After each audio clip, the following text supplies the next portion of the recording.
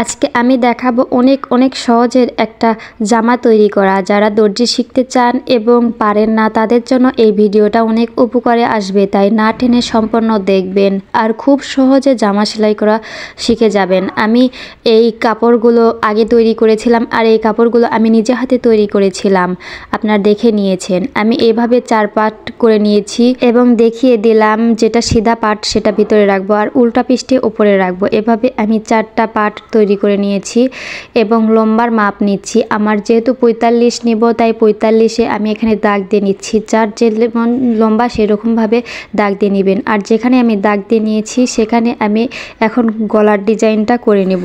তো গলার জন্য আমি এখানে 2 থেকে 2.5 ইঞ্চি নিব।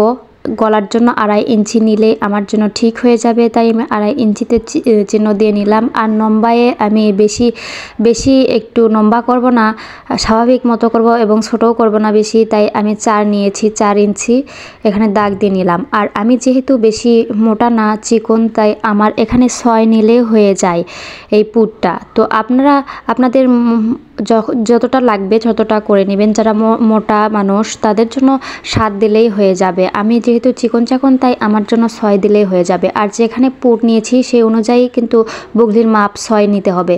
তারপর আমি এখানে সিনার মাপ নিচ্ছি আর আমি এখানে সিনা দেব 8.5 দিলেই আমার হয়ে যায়। তো আপনাদের সিনার যেটা সেটা আপনারা নিয়ে নেবেন। তো আমার এখানে 8.5-এ চিহ্ন দিয়ে নিলাম। এখন আমি লম্বার মাপ নিব, মানে আমি যেই সাইডের কাটার কথা বলতেছি সেই সাইডের কাটার মাপ নিব। আমি এখানে 14 রাখবো।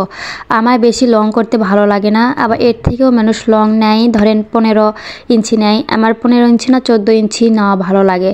আর মাঝ বরাবর একটা চিহ্ন রাখছি যেটা আমার পেটে পড়বে, মানে আপনি 14 নিলে 14-র অর্ধেক যেটা হবে সেখানে আপনি এরকম চিহ্ন দিয়ে নিয়ে এরকম 1 ইঞ্চি কম রাখবেন, তাহলেই কিন্তু হয়ে যাবে একটা ভাঁজ। আর নিচে আমি ঝুলে রাখবো শতদূর আমি চিহ্ন করে নিলাম। আমি 12 থেকে 13 ইঞ্চি নিয়েছি, আপনারা যেরকম ইচ্ছা নেবেন। নেওয়ার পরে পুরোটা আমি এরকম দাগ দিয়ে নিলাম।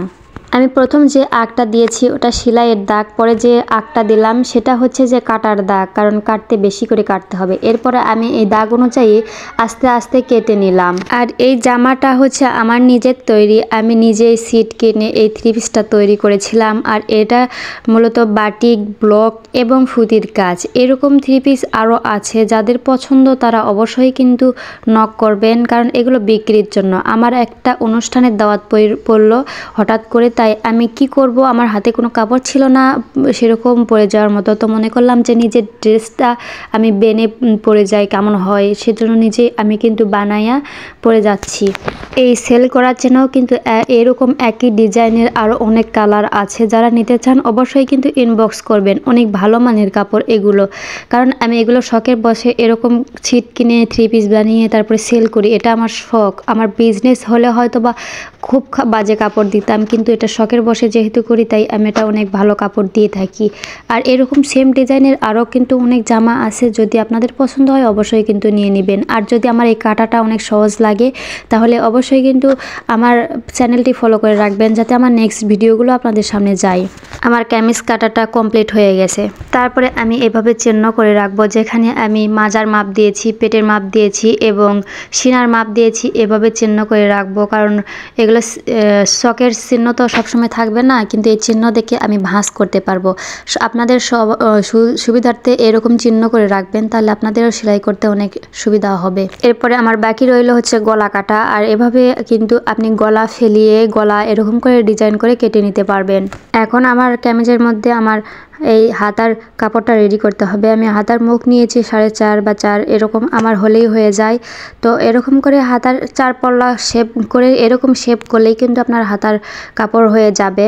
এবং শেষে যে এরকম 3 আঙ্গুল মানে 3 আঙ্গুল মাপ রেখে এরকম একটা ভাঁজ করে নেবেন, তাহলেই কিন্তু আপনার বুগলির শেপটা চলে আসবে। আর এভাবে কাটলে কিন্তু হাতাও কিন্তু অনেক সুন্দর হয়ে যাবে।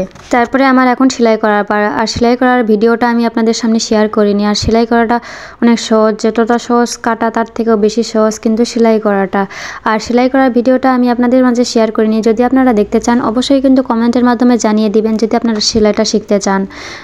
যদি কমেন্ট এগুলো বেশি হয় তাহলে অবশ্যই কিন্তু নেক্সট টাইম আমি আপনাদের জন্য সেলাই করার ভিডিওটা নিয়ে আসবো। দেখতেই পারতেছেন কত সুন্দর একটা কামিজ হয়েছে। আর এটা আমার নিজের বানানো, নিজের ডিজাইন করা। আর সম্পূর্ণ ভিডিও দেখার জন্য সবাইকে ধন্যবাদ।